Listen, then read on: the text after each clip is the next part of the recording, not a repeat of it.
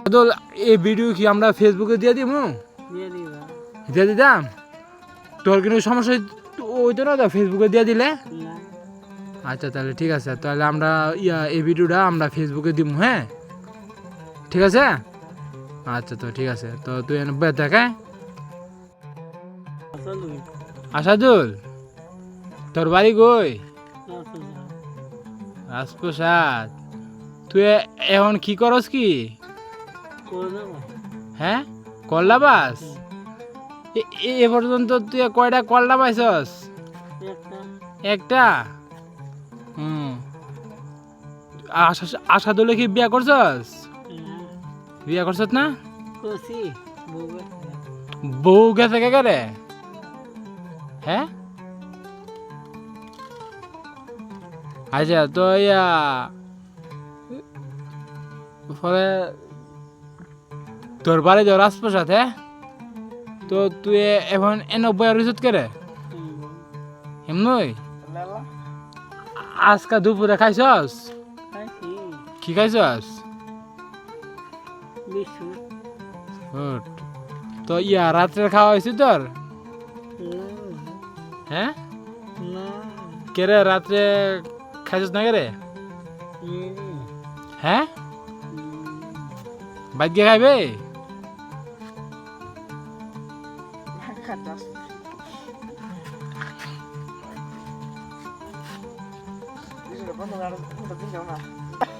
তুই কি বিড়ি সিগারেট খাস সাধুরে?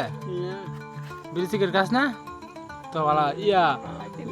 অনেকই তোরে তোর আবার বিয়া করালে তুই বিয়া করবে? আচ্ছা করলে আমার কাছে একটা সুন্দর একটা বউ আছে, তুই কি বিয়া করবে?